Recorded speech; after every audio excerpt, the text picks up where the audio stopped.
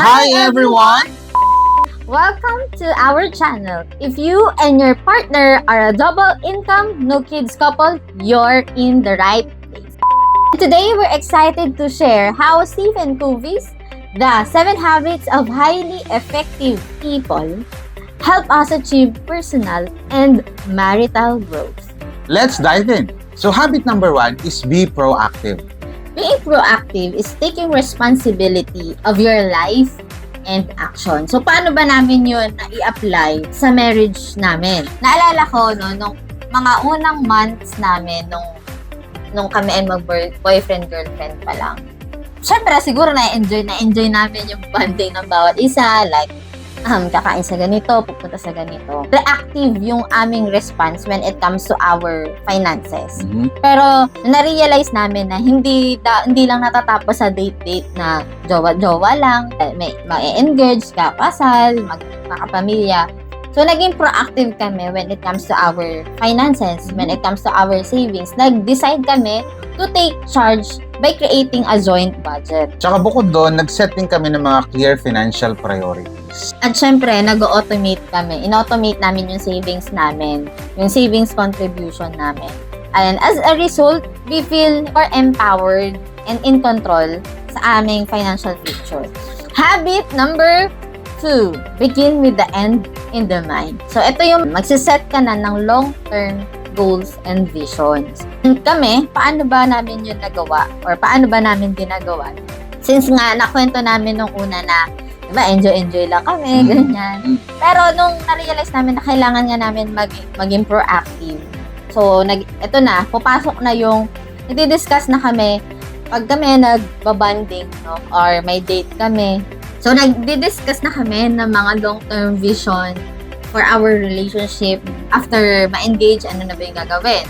After ikasal, ano ba yung mga plans? And sa mga pinagpaplanuhan namin is yung makapag-travel kami together. Kasi nung jowa-jowa pa kami, hindi kami pwede mag-travel na kami dalawa lang. So ngayon namin na-enjoy yung mag-travel kami. Kahit na 2 hours away from Manila, na-enjoy na namin siya. At nakapag-create yun ng strong emotional bond for us. And also, we create a vision board, pero ngayong taon, ang ginawa namin identity board na. Yes. Like yung meron na kami Inspiration, no, na like saan niya si Kuya Kim when it comes to health and fitness. Habit number 3, put first things first. Prioritizing important activities, managing time effectively. So, dito kami medyo, nung una nag-struggle kami. Actually, may struggle pa rin naman ngayon. Pero, at least na ma-manage na. So, syempre, magkaiba kami ng schedule. Nagiging hectic yung schedule ko, nagiging hectic din yung schedule niya. Ang nangyayari, nagkakaroon ng yung time namin, nagkakaroon ng yung time namin together, umiikli. At kaya ang nangyari, ginawa namin siya ng paraan na kailangan ma-prioritize namin yung relationship namin by scheduling regular date nights. Kagaya yung sinabi ko sa last vlog namin, we set at least once a week na personal talagang time namin with each other. Walang cellphone, walang kung ano-ano mang gagawin. Talagang nakafocus lang kami doon sa aming dalawa. So, yung commitment namin in putting our marriage first, let's maintain the balance and harmony in our busy lives. Habit number 4, think win-win. So, seeking mutually beneficial solutions. Ngayon, paano ba namin yun ginawa? Sometimes, occasionally, disagree kami sa mga gawaing bahay. Pero, instead of arguing, inadapt namin yung win-win mindset. Nagkaroon kami ng listahan na madidivide yung task namin dalawa based sa kanya-kanya naming strengths and preferences. Paano ba yun? Yung sa kanya kasi, like, nabanggit nga niya, no? Hindi ko alam, nabanggit pa namin yun sa iba naming vlog. Na, yung sa paglilinis. Ng pupo ng aso. Oo. Dati kasi, nairita kasi talaga ako eh. Pero yun, tinik niya na yun na nagawain. Yes. May mga bagay kasi na kahit anong pilit mo, talagang ganun siya. So you have to accept the fact na meron kang magagawa na hindi magagawa ng partner mo. So kinakailangan ikaw yung umapo. Kaya nga kayo pinagsama ni Lord dahil meron siyang weakness at strength ko yun at meron naman akong weakness na strength naman niya. And sa akin, sa side ko naman, ako na bahala dun sa paglilinis na sa first floor, pag-aayos dito sa second floor ng mga gamit. Kasi hindi naman niya strength Yes. yung pagliligpit talaga ng mga gamit. Yes. Kasi nahihilo siya pag nakikita niya yun. And kami, we celebrate each other small victories. For instance, na kunwari siya, nakapagluto siya kasi gusto niya yung adobo, mga ganon. Natutuwa siya pag nakikita niya na masaya akong kinakain yung niluluto niya. Saka every time na meron akong dala-dala coming from work or coming from a meeting, tas meron akong pagkain na dala, gusto ko excited siyang kukunin yun, tas kakainin. Yeah. Kasi gusto ko na-appreciate yung ginagawa ko o yung effort ko. Yan. So, pag may dala siyang pagkain, automatic, dapat, Kainin sa harapan ko. so, kaya yung teamwork, magpapakita yun ng positive, atmosphere sa bahay. Habit number 5. Seek first to understand, then to be understood. Ito na yung, magaling dito yung asawa ko. Yung, siya, may, ini-emphasize kasi nito yung empathetic listening.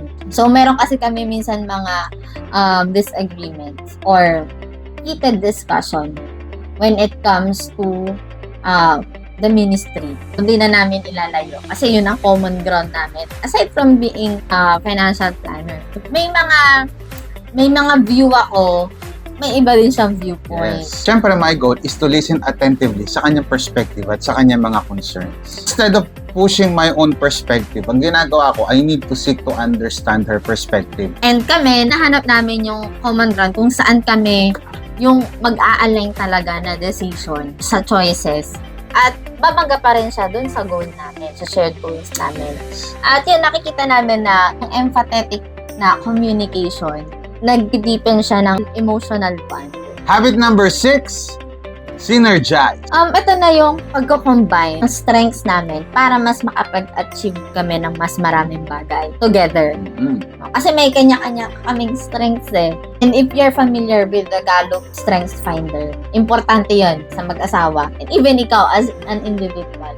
Best example nito sa amin is itong 21-day video challenge ni Peng Jun. Ako, hindi ko strength yung tumingin sa camera. And I find it na challenge for me. So, ang ginawa ko, dinamay ko yung asawa ko. Kasi, siya, confident siya sa camera and he can edit videos. Ako din naman, pero mas strength niya kasi yon. So, I'm doing the script. Yan, yung mga topics and script. And, siya naman yung taga-edit ng video. And directing. Yun, siya din nag-video. So, ganun din sa mga relationship ninyo, no? Try to synergize. Meron kang weakness na magko-complement sa kanyang strength or meron siyang strength na magko-complement sa yung weakness. Habit number 7. Sharpen the saw. So, when it comes to sharpening the saw, ito yung magre-renew and strengthening yourself or kasama ng partner mo regularly. So, paano ba namin ito ginagawa? Recognize lang namin yung importansya ng self-care at saka siyempre yung aming personal growth. So, paano ba namin ginagawa? By investing in ourselves. By investing in ourselves sa mga courses and nare-renew din yung energy and enthusiasm namin together. Aside sa pag-enroll ng mga courses, sa mga retreats na pang-couples, doing life groups, since nga nagkukanda kami ng mga life groups, mas lumalalim yung connection namin dalawa. At mas naintindihan namin bawat isa. Yun, isa rin sa natutunan ko na importante meron kaming personal time with ourselves. Kasi the more na mas marami kami natututunan on our personal studies, the more namin nasi-share ito sa bawat isa. And the more na nasi-share namin ito sa bawat isa, the more kami nag-grow as a couple.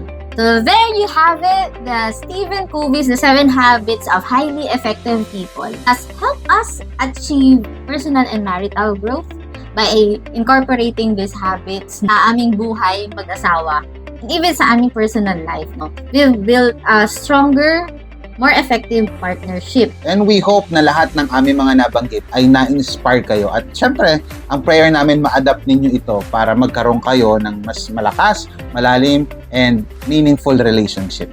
And if you found this video helpful, please like, share, and subscribe for more relationship and financial tips.